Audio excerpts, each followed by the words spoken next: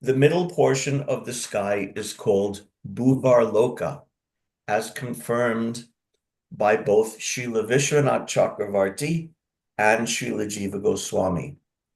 In Bhagavad Gita, it is stated that those who develop in the mode of passion,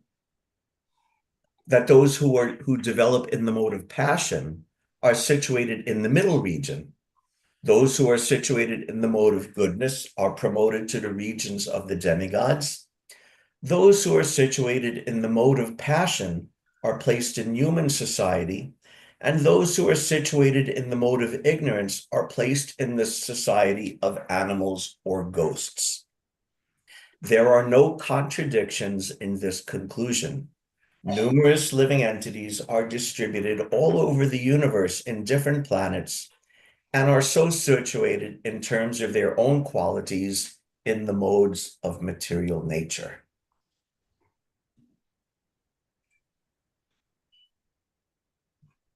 Tartyena swabhavena bhagavanna bhimashita ubayor antaram vyoma ye rudra parshadam gana.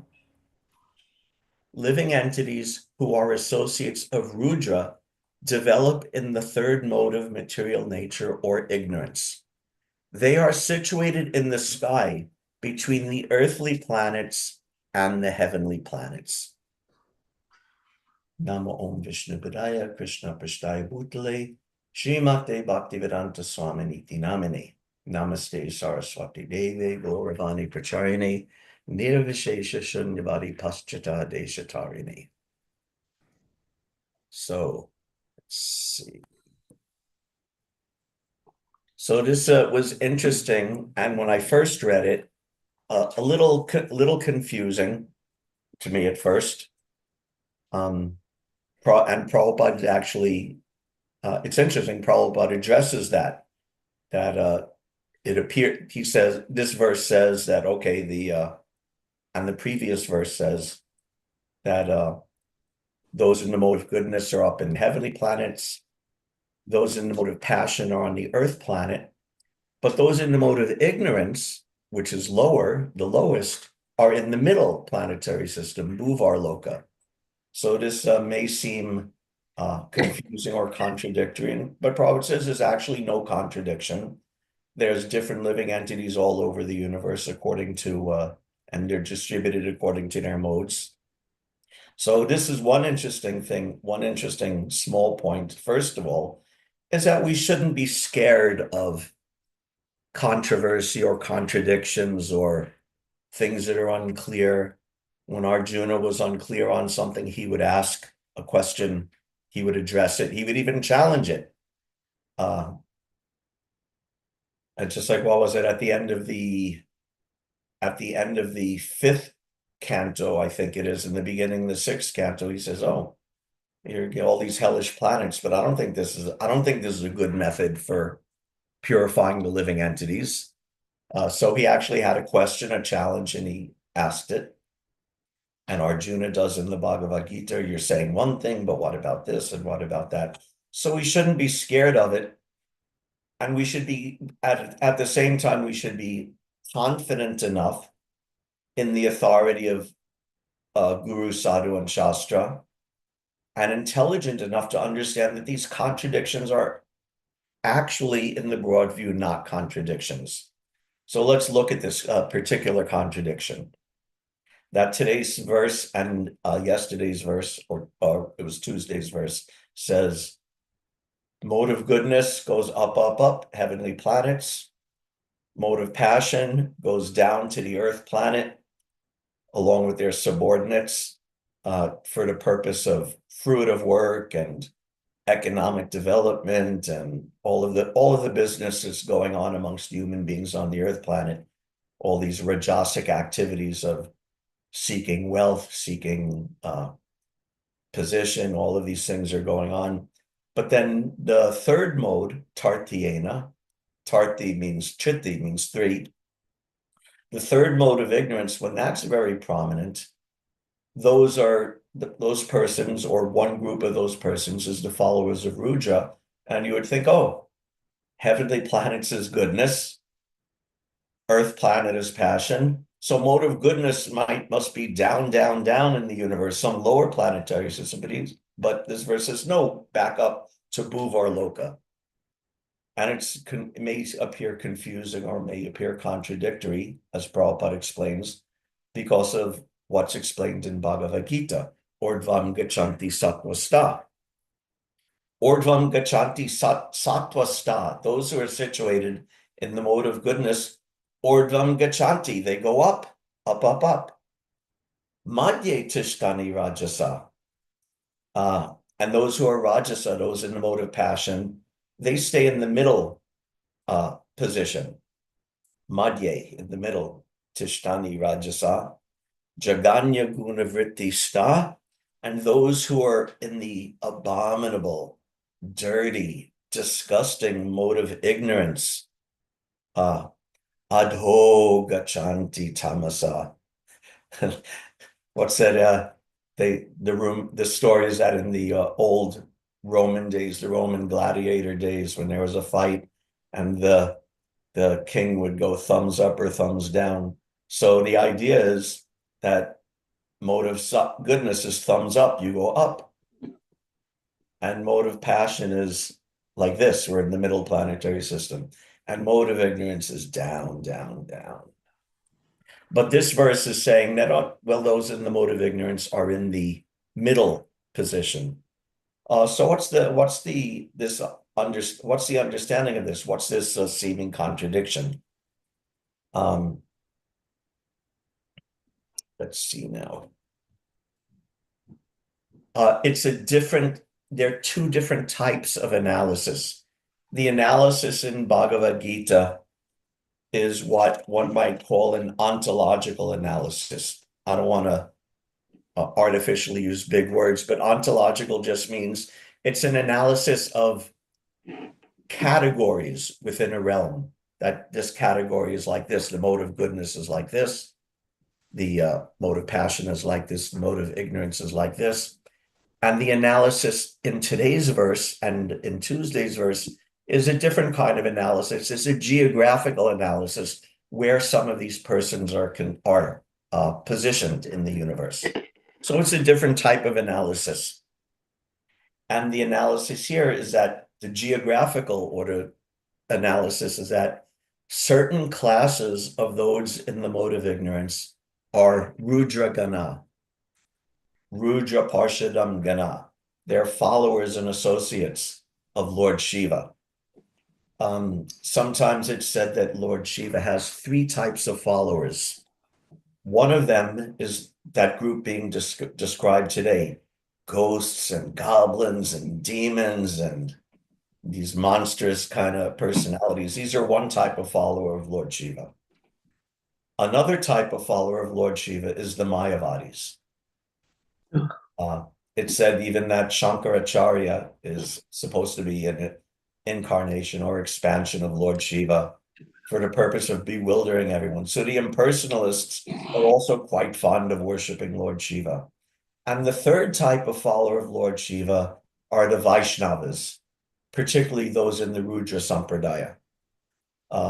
But today they're discussing these Rudra Gana, these low followers of ghosts and goblins, just like we hear about at the yagya, where Daksha's yagya, where Lord Shiva was disrespected. So the Vaishnav followers weren't there fighting with Daksha's followers, but these sort of ghostly mode of ignorance personalities had a big fight with Daksha, cutting off heads and killing people and everything. And those particular beings, these ghostly beings, they have a particular residence in Bhuvar Loka. We know Bur Bhuva Swa, right? The Earth planet, Bhuvar, which is above, and then Swa, Swargaloka above that. So these ghostly beings, they have a particular residence in Bhuvar Loka. And that's mentioned in a handful of places. They'll briefly, let's see, this is in the 11th canto, just in the chapter on Sankhya philosophy from the Uddhava Gita. Let's see now. Yes, this is 11th Canto, chapter 24, text 12. And it's described, heaven was established as the residence of the demigods, Bhuvarloka as that of the ghostly spirits, and the earth system as the place of human beings and other mortal creatures. Those mystics who strive for liberation are promoted beyond these three divisions. So here's how we understand this, that this Bhuvarloka, although it's geographically higher than the Earth planet, but the mode of nature of these ghostly beings living there is in the mode of ignorance. So that's how we understand this contradiction. And there's one other, actually, I won't read it, I'll just reference it. In the 10th canto, 63rd chapter, when the fight with Banasura is being described. And Banasura was also a demon, so in his army, he also had all kinds of ghosts and witches and vampires and monsters and all these creatures in the mode of ignorance. And there also it's described that those beings come from the Bhuvarloka, from the middle planetary system. So this is how we understand the seeming contradiction. It's not a contradiction, it's just a slightly different type of analysis. So it's nothing to become disturbed about. Oh, there's a contradiction in the scriptures, or it says one thing here and another thing there. We shouldn't be bewildered by that at all. These things generally can be resolved by a little research, a little application of intelligence, and a big dose of faith in Guru Sadhu Shastra. It becomes clear. So, as I continue, I wanted to mention that Tuesday's class, Charachandra Prabhu's class, that was a very excellent class, and especially the discussion at the end about understanding the modes of material nature. Particularly, he was focusing on the mode of goodness, because that was what the verse was about, and understanding how the Vaishnavas relate to this search for the mode of goodness. I thought that was a very, very good analysis, and for those who are there, keeping that in mind as we go forward is worthwhile to help us understand how Vaishnavas relate to these, understanding the modes of nature and pursuing or avoiding the different modes of nature. And let's see now. Yes, in that verse, in Tuesday's verse, it started off, Atyantikena satvena divam deva prapedire. And that was interesting. Atyantikena satvena. Atyantika means the very limit, the very end point, the very topmost. Satvena, the topmost perfection of sattva guna is divam deva prapedire, is attaining the heavenly planets. This describes, just like Ordvam Gachanti Sattvasta, same thing, that in the mode of goodness you go up, up, up. But Atyantika means that this is the limit. It can take you to the heavenly planets, but it cannot break you free from the business and entanglements of this material world. So that's important to remember going forward. Now, he was speaking mainly about mode of goodness. So as devotees, we understand the mode of goodness. We understand that it is not transcendental, but we also understand that there are good qualities to it. I remember Jonah Acharya Prabhu said how he was thinking that, just try to imagine like what this world would be like, how heavenly it would become, like heaven, if everyone was actually in the mode of goodness.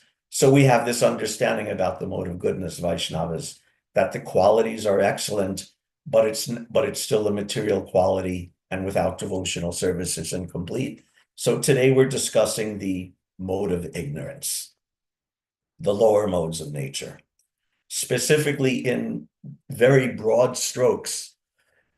Srila Vishwanath Chakravarti Thakur in Bhagavad Gita commentary, I can't remember, but maybe it's on the verse Dvau Bhuta Sarge Lokesmin, that there's two types of created living beings, the demons and the devotees. And in his commentary, he explains that Rajaguna means greediness, hankering, sense gratification. And these are typified by the asuras, that the demons, they simply want more sense gratification and more pride and more power and more control. And this is the typical symptom of Rajagun. And Tamagun, the typical symptom of that is cruelty and violence. And this is typified by the Rakshasas. So generally speaking, the Asuras are Rajasic and the Rakshasas are Tamasic. These are broad categories because the demons, the Asuras also have large amounts of ignorance. And the Rakshasas can also be very lusty and greedy with Tamagun. But like I said, this is a broad stroke, general characteristics of Rajagun and Tamagun.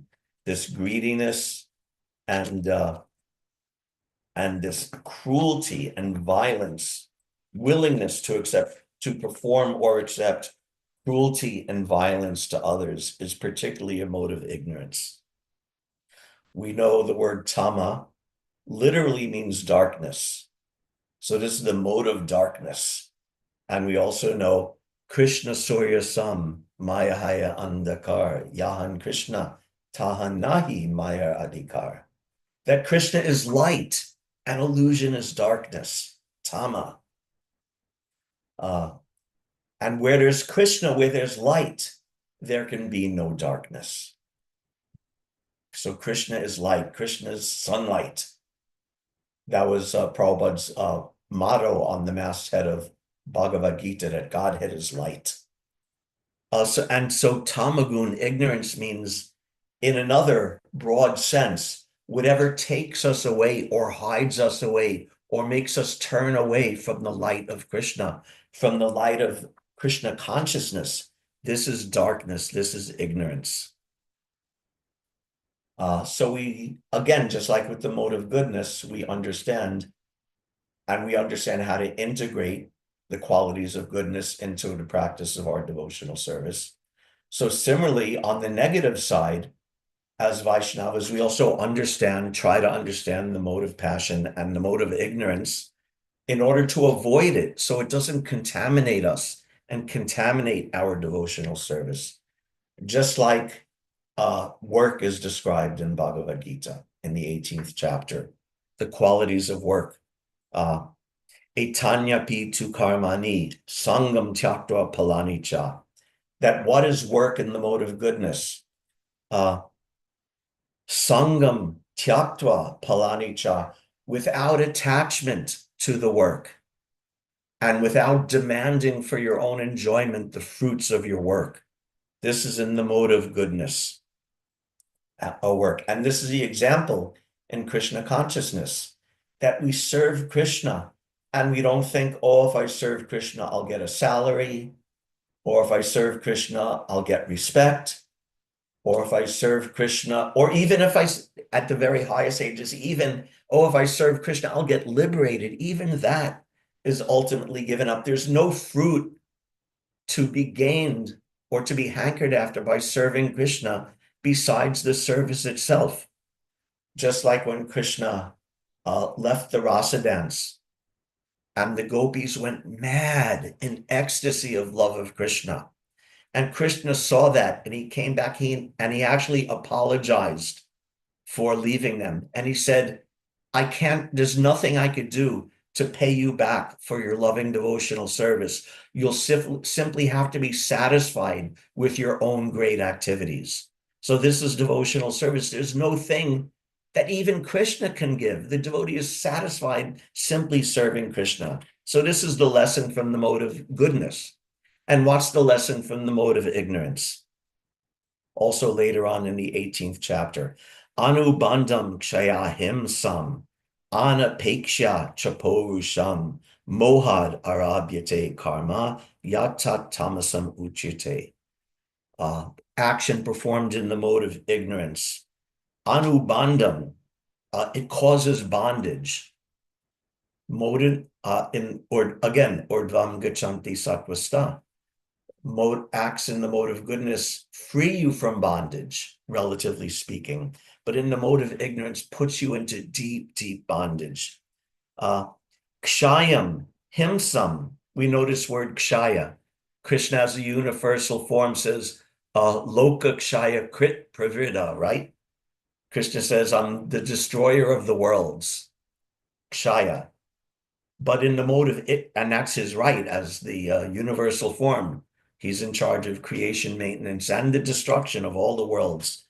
But acts in the mode of ignorance are kshaya. They're destructive by their very nature. Prabhupada would always give the example of scientists, but they create the atomic weapons, which are simply meant for destruction. So anubandham, they cause bondage. Kshayam, they cause destruction. Himsam, we know the word himsa also.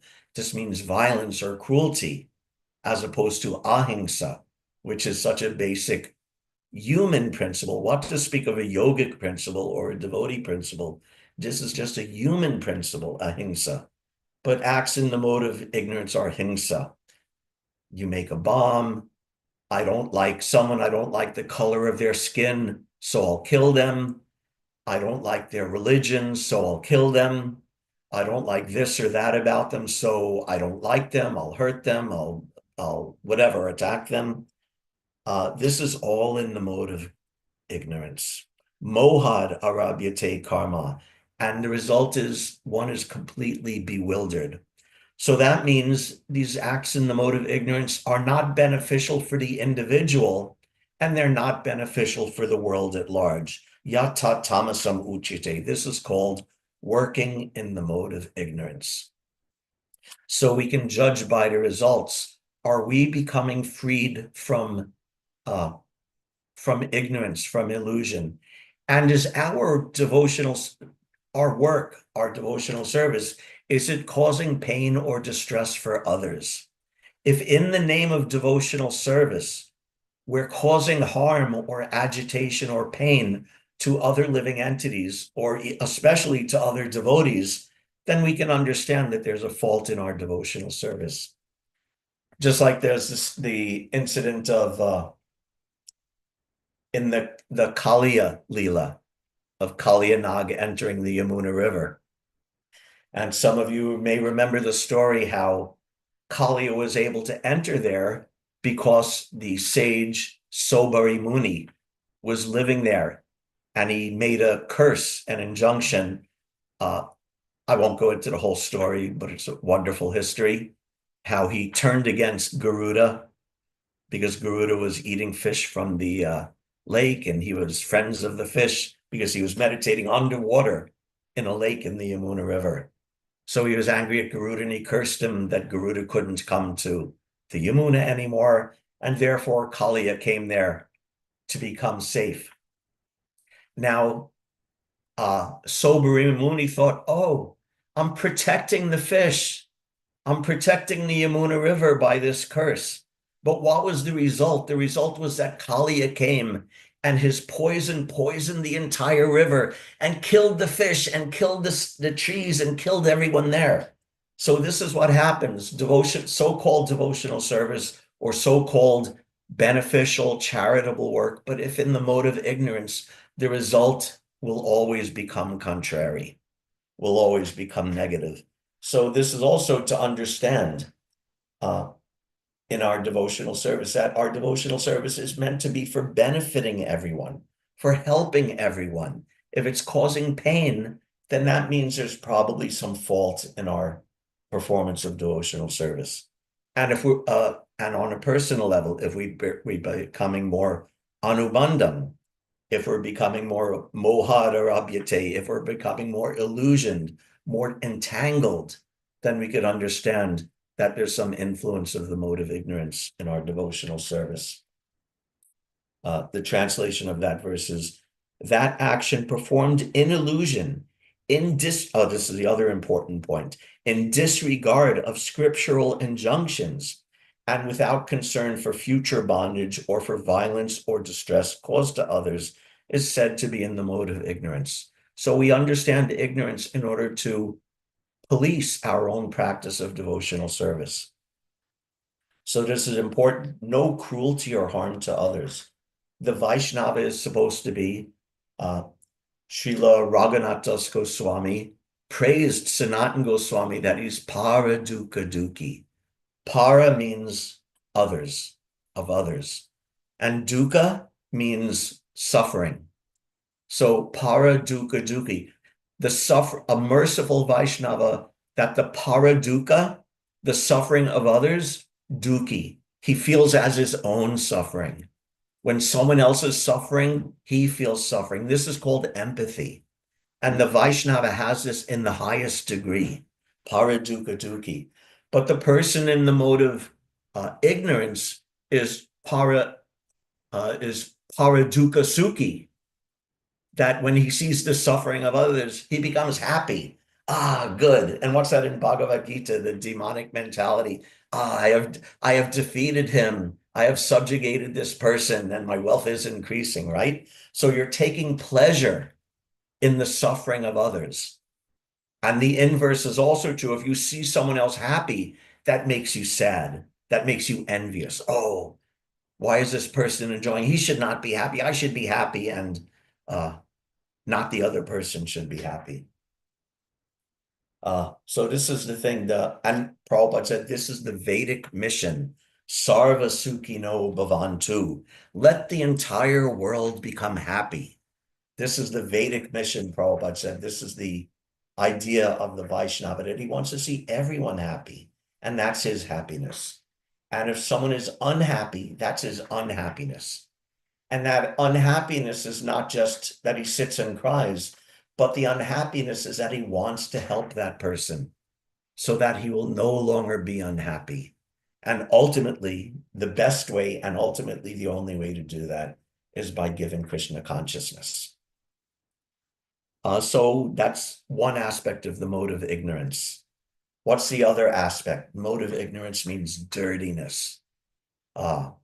Something dirty or rotten or smelly or disgusting. This is also the mode of ignorance. Therefore,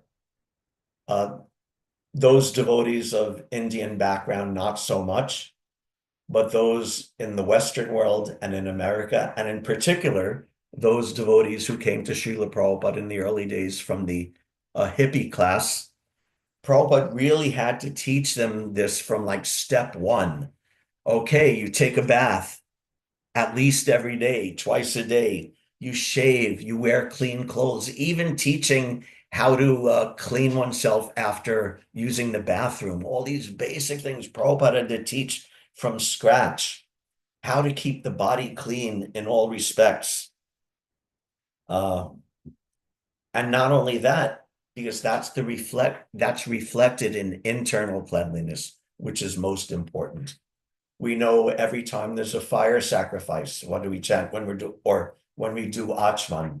Om apavitra pavitrova sarvavastam gato piva yasmaret putnari kaksham sabhaya bhyantara shuchihi. Right? We've all heard this at fire sacrifice. Apavitra pavitrova. One may be purified or one may be unpurified, contaminated. Apavitra, you could be contaminated or pavitra or pure. Sarva vastam katopiva, or even if you've passed through any and all circumstances within this material creation, whatever you've been through, contaminated, uncontaminated, and gone through everything in this material world, sarva vastam katopiva, yasmaret pundari kaksham. If you can remember the lotus-eyed Supreme Personality of Godhead, Yasmaret Pundari Kaksha Sabhaya Bhyantarasuchi, then if you can do that, you're immediately purified, you're immediately clean inside and out. Because if you clean outside, but you don't remember Krishna inside, then you're actually still contaminated, right? That's what the other verse, like the Mayavadis, they perform big austerities. They get so-called liberation, vimukta manina within their mind. They're thinking themselves liberated. and Aruya Kritrena, they performed very severe austerities, but ultimately they're contaminated because they have no regard for the lotus feet of Krishna. So this is cleanliness. Or another nice verse. I very much like these Gita Mahatmya prayers that Prabhupada includes in the introduction to Bhagavad Gita. And one of them, in the similar vein, Mala Nirmochana Pumsa Jala Snana Dine Dine Sakrid Gitamrita Snana Samsara Malanashanam. This is also very beautiful. Mala Nirmochana Pumsam. Mala means dirtiness or contamination. Mala nirmochana and mochana, we know mochana, like moksha. So to become freed from contamination, from dirt, jala snana dine dine, a person will bathe in water dine dine every day. And not just water, even in the water of the holy rivers. Every day you bathe if you want to become free from dirt, free from contamination.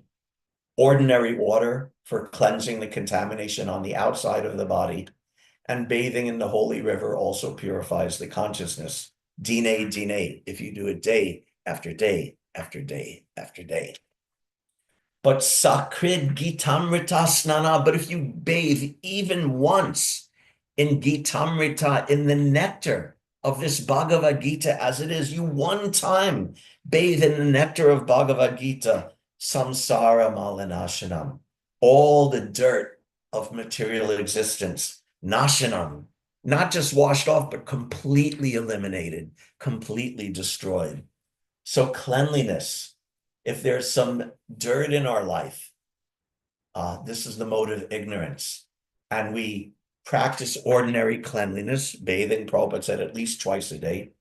Actually, this is from Bhagavad Gita Purport, chapter 12, text 16. He writes, naturally, a devotee takes a bath at least twice in a day and rises early in the morning for devotional service. Thus, he is naturally clean, both inwardly and outwardly. So this is the two-pronged practice of eliminating the mode of ignorance. Getting up early, bathing, clean clothes, brushing teeth, shaving beard, all these things, these are cleanliness. Even shaving the head is cleanliness. It's also our Vaishnava tradition, but it's also cleanliness. And get up early for what? To get up early and go to work? No, to get up early and perform devotional service, to worship the Lord. Then you're cleansed both inwardly and outwardly. Prabhupada, this is so beautiful. I read this very recently in I'm in a Srimad Bhagavatam study group here in Florida, and we're just reading the chapter of the description of the autumn season. So Prabhupada writes this in there. It's so beautiful. I'll share that. Let's see now.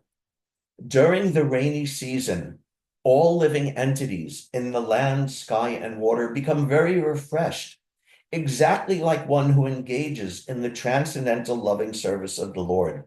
We have practical experience of this with our students in the International Society for Krishna Consciousness. Before becoming students, they were dirty looking, although they had naturally beautiful personal features. But due to having no information of Krishna consciousness, they appeared very dirty and wretched. Since they have taken to Krishna consciousness, their health has improved. And by following the rules and regulations, their bodily luster has increased. When they are dressed with saffron-colored cloth, with tilak on their foreheads and beads in their hands and on their necks, they look exactly as if they come directly from Vaikuntha. So this is the beautiful cleanliness that Prabhupada is describing, that these dirty, wretched hippies, and even if someone is clean and prosperous and neat and in the mode of goodness, he's also wretched without Krishna consciousness. But even these dirty, wretched hippies, when they came to Krishna consciousness and cleaned up and shaved up and put on dhoti and neck beads, Prabhupada said they look just like they're coming directly from Vaikuntha. In a couple of letters, he also used the expression that they look like angels coming from Vaikuntha. So this is so nice. This is the cleanliness. And therefore we avoid the dirtiness of the mode of ignorance. And Prabhupada liked that, clean shaven, clean head. Somewhat early in the movement, I think it was Mukunda, before he was Mukunda Maharaj. He had a big beard, as so many of the hippies did at that time.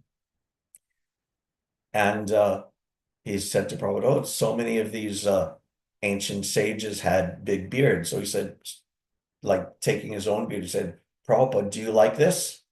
And Prabhupada said, no, I like, and then his own head, he said, no, I like this. So this cleanliness in external, by cleansing, bathing, clean clothes, all of these different clean, normal human cleansing habits, and accompanied by serving Krishna, remembering Krishna, praying to Krishna, all of these things will cleanse us inside and out. And the final aspect of ignorance to discuss today, of tamagun. Tama means darkness, and metaphorically and practically, that also means ignorance. That knowledge is like, we even use the word for someone who's knowledgeable, we use the word enlightened. Or we say to a smart person, we say they're bright in English, isn't it? A bright person. But someone who, the opposite of that is someone who's not bright, is someone who's ignorant. So having knowledge is also the opposite or the enemy of the mode of ignorance. Mode of ignorance is not knowing. You don't know what Bhagavad Gita says. You don't know what should be done and what should not be done. You don't know what the scriptural injunctions are. You don't even know what ordinary morality is. Therefore, you don't know how to act. And if you don't know how to act, then of course your acts are not going to be beneficial either for yourself or for anyone else.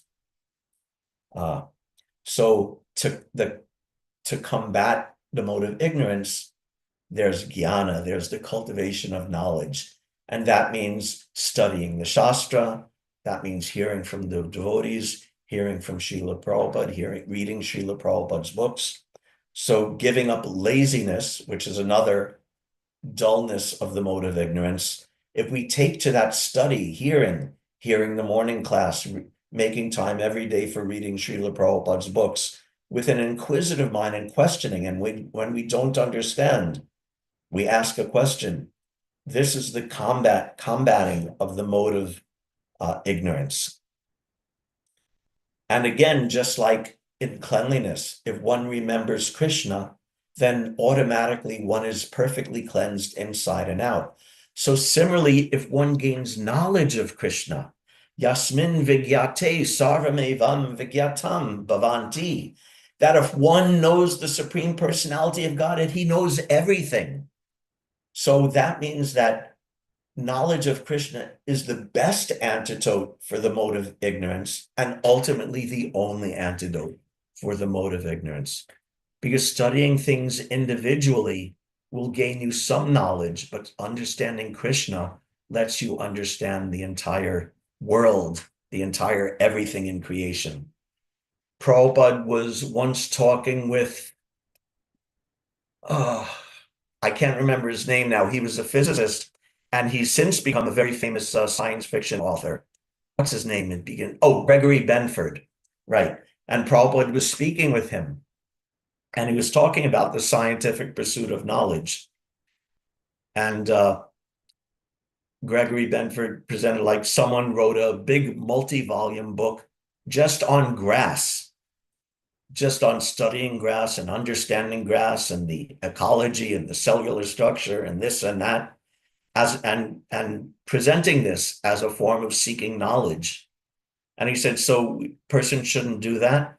And Prabhupada said, it's not that they shouldn't do that, but they should ask the question, who is the supreme person, the supreme creator from which all the grass has come? Because if you study the grass, as interesting or worthwhile as you may consider such study to be, it does not give ultimate knowledge. It gives a very limited, parochial, narrow form of knowledge. But if you understand Krishna, then you understand everything. And this knowledge is what we call Sambandha Gyan. Knowledge ultimately means knowledge of a thing's relationship with Krishna.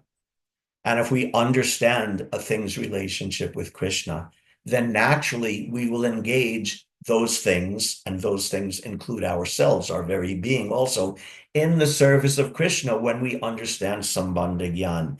And in this way, all ignorance is removed. So this is a little bit understanding the mode of ignorance and how we refute it by devotional service. And finally, one final thing I wanted to sort of look at is that there's two different ways or means of controlling or getting rid of the mode of ignorance when it infiltrates into our life. One is that, oh my God, this ignorant thing has come into my life. I'm going to stop it now. It's like, oh my God, I'm sleeping until 11 o'clock. So tomorrow I'm going to set my alarm early so I could get up and go to Mangalarti or go to class or whatever. So it's that intentional thing that, okay, I have this thing that's ignorant in my life and I'm going to control it. And this is also the process in initiation. This is the process of accepting the four regulative principles.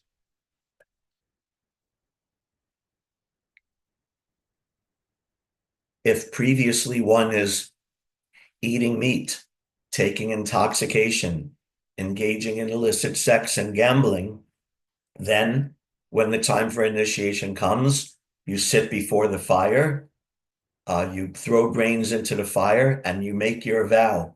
No meat eating, no illicit sex, no intoxication, and no gambling.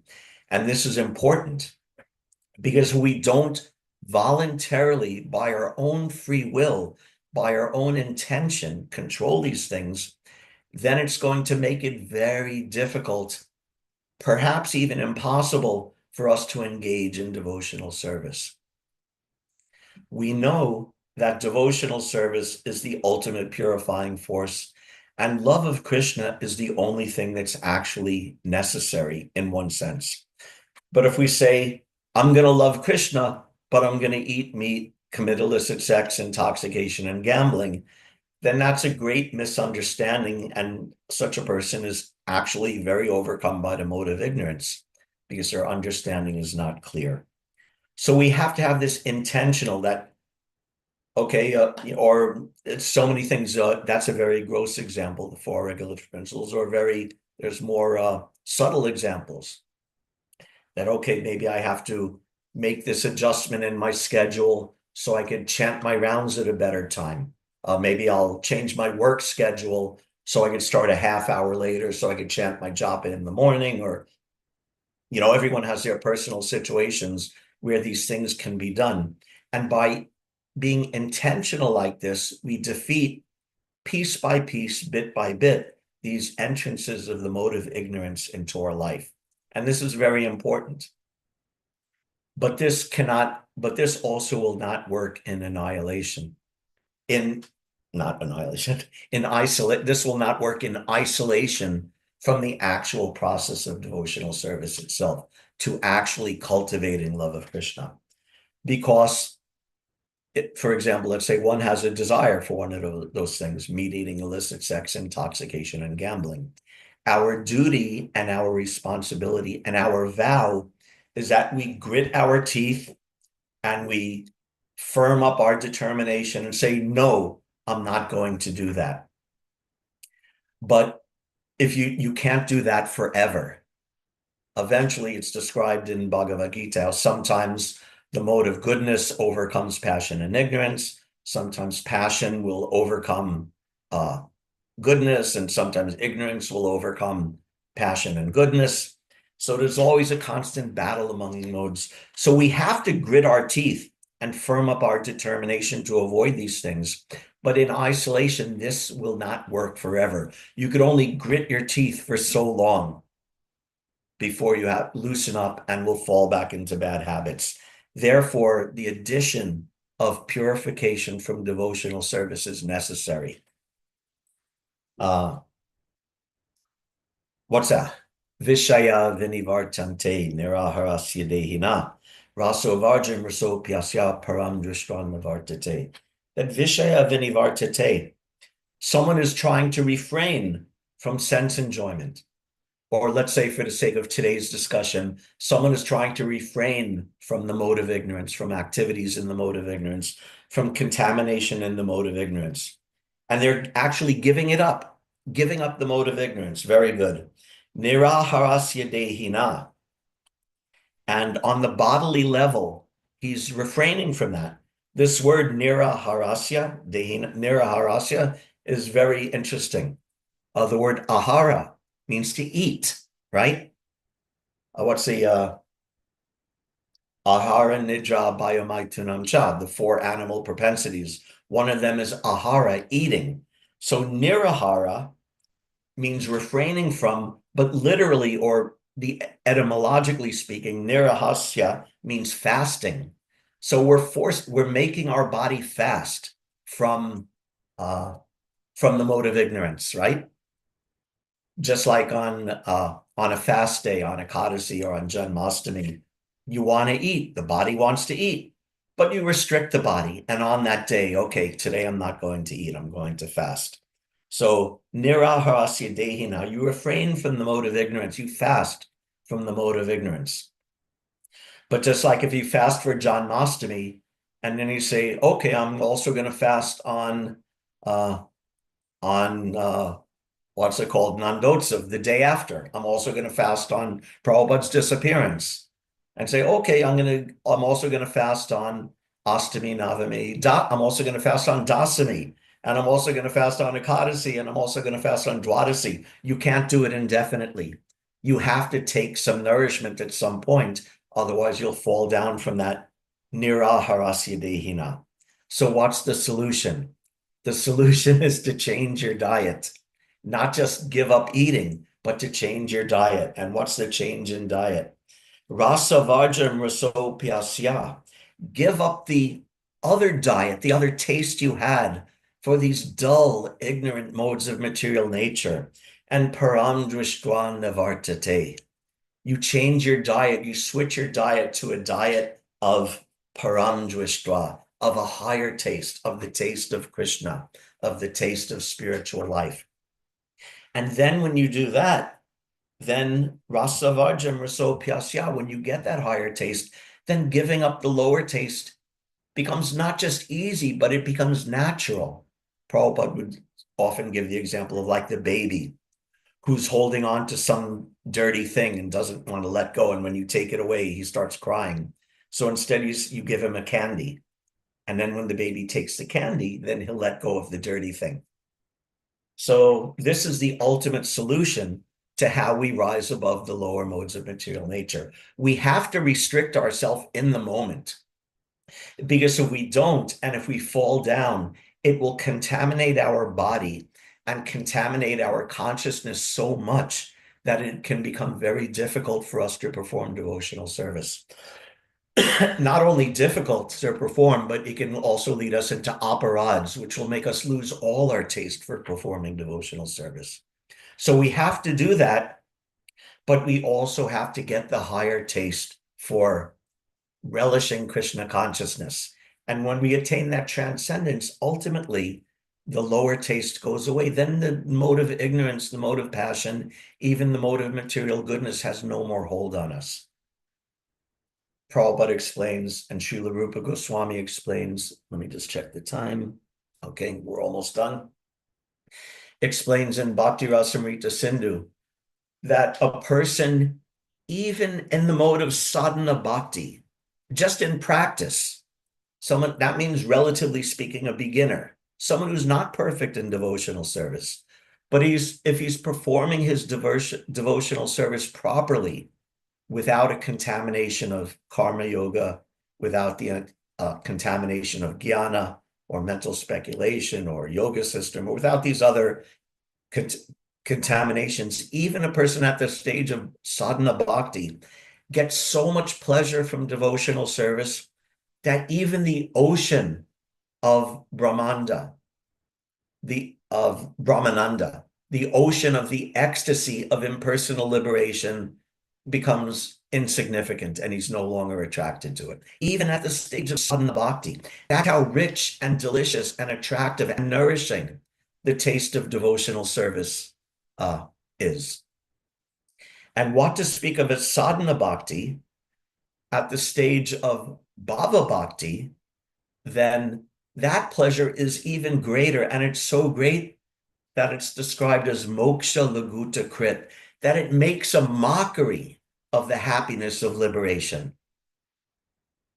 For many people in this world, spiritualists, pseudo-spiritualists, who believe that liberation is the most desirable thing, that's all they conceive, and they think that's a great happiness.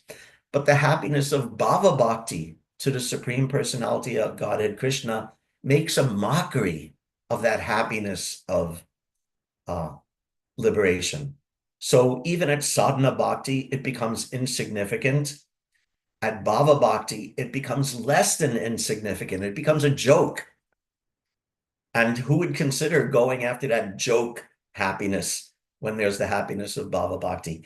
And at the stage of prema bhakti, sandrananda visheshatma, the happiness at the stage of prema bhakti is so thick and so condensed and so powerful. That happiness of serving Krishna with actual prema is so great that one can no longer even perceive the so-called happiness of material life or the so-called happiness of Brahmananda. He can't even perceive it anymore.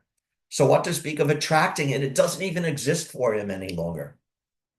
So this is ultimately how we become free from the lower modes of nature, by engaging in devotional service. We have to grit our teeth. We have to force ourselves when it's appropriate, but it has to be accompanied by devotional service, which will, in the long term, eternally free us from that by rising us above that entire level of existence where the lower modes actually have an influence. And this is only through devotional service. Only by devotional service can this be accomplished. This is why the karmis fall down. They go to heaven, they enjoy their life, their enjoyment, their sense gratification in heaven, fall back down. That patantito nadrati smarangra, the impersonalist philosophers, they get their imagined liberation. Oh, such a high thing. But patantino, again, they fall down. Only the devotee never falls down. Bhaktya tvananya sakya ahamevam vidorjana, Krishna says in Bhagavad Gita, that only bhaktya tvananya sakya, bhaktya, devotional service, twa, ananyaya, that's the same word as in anya bilashita shanyam, tvananya sakya, devotional service without any of those other additions of karma, jnana, yoga, etc. Aham evam vidorjana. Only in that way will you understand Krishna in full, properly. And understanding Krishna, again, this is yasmin vigyate sarvam evam vigyatam bhavanti. That when you understand Krishna, you understand everything.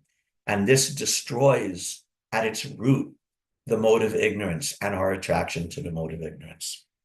Hare Krishna. Thank you very much, everybody, for your very kind attention. If there's any questions or comments, we can discuss now. Thank you very much, Prabhu. You Thank just you. told all that Gita Mahatyam. No, for from 1 to 7, those points are there in the Bhagavad Gita in the front. Yeah. And all those things tells in Krishna, tells, these are all the what is that? Sarvapana, all those things. Panishago Gavo. Ekam Shastram Devaki Putra Geetam. Yeah. So only in this present day, people are very much eager to have only one scripture, one God, one religion, one occupation, like that. Right. So those kind of people, this just Gita Matyam, if they read that, they will know what they are doing. And you're saying that, apavitra pavitro va sarvavastangatopi, all those things. Sabhabhyasam means, wherever you sit at the deity place, just keep it clean. And sababhyantara suchi, you know. So like that, all those simple points are there. Mala nirmochanam pumsam jalasnanam dine dine. That one also. Yes. So, and then all these things, if we read properly, just Gita Mahatyam itself tells what is Bhagavad Gita and what we are supposed to do. And here in this Ekam Shastram, and in this they say Hare Krishna, Krishna Krishna, Hare Hare. They just chant that little simple thing. That is enough. Don't need any Don't need artificial any. additions. So those are all the simple points are there. Even that reading, we don't have enough time. And I just had by hearted all these things. Just every day I just say like that when I'm walking or doing something also. I think of God and I do that. Right. So if I don't have enough time to read whole Bhagavad Gita per day, then Hare Krishna is a simple thing. So thank you very much, Prabhu, for giving us all this simple thing. Yeah, very nicely expressed. I remember this was a long time ago when I lived in Gita Nagari. This is going back maybe 30, 40 years. And then he says, Gita Gangadakam Pitva, Gita Gangodakam Pitva, Punarjanma na vidyate. So if you drink Gita, that's enough for us, Yes. So one who drinks the water of the Ganges attains salvation. And what to speak about drinking of nectar of Bhagavad Gita. Right. So that is the simple things are there. So if we can read that much, Thank you very much for explaining all this. Thank you. Right. I first started learning these Gita Mahatmya verses many years ago in Gita Nagari. I had a good friend, HG Dāsa, who used to give Bhagavad Gita classes at his house. And he would chant that Sarva Panishado Gavo before every class. Yeah, so that's where I started learning that. And they're very nice. And supposedly, I think I heard that they were supposedly written by Shankaracharya. So whatever harm Shankaracharya has done, he's also given us some. Gita itself is the essence of Upanishads and everything. So everything comes in that. Yes. If we can contains everything. Very good. Anything else, question or comment? Or Thank you, Prabhu. Thank you very much. Thank you, Mother.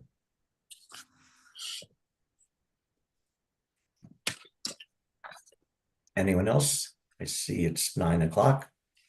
Okay. Hare Krishna. Thank you very much, everybody, for your very kind attention. Thank you, Ācārya Prabhu. Hare Krishna. Did you have something to? I just wanted to say that it just seems to be the more that we talk about these modes of material nature and how they're working, the more aware I become in my various interactions or seeing the interactions of others of just how prominent the modes of material nature are acting on us at all times. And just that awareness allows for some form of detachment, not complete detachment. I guess at my, at my stage, but it allows just to say, wow, this is really the mode of passion taking over here. Like, step back. This is completely the mode of ignorance. Or like you can see these things active in daily life, and that becomes very helpful just to see what is actually happening versus what is not happening. Yeah. That's a great point, actually, that, even just having some philosophical understanding allows us to spot it when we may become influenced by the different modes of material nature and become aware of it, and then we're able to do something about it. If we're not even aware of it, or if we don't know what it is, then that makes it much harder to deal with. So I like that. That's a nice point. That some awareness of and a philosophical understanding of what's going on will definitely help us. That's nice. Okay. Awesome. Thank you very much, everybody, for your kind attention. I hope everybody has a wonderful day. All glories to Srila Prabhupada. Vanchakalpatarubhyascha kripasindubheva-cha patitanam pavanebhyo vaishnavebhyo namo namaha. Hare Krishna. Hare Krishna. Hare Krishna.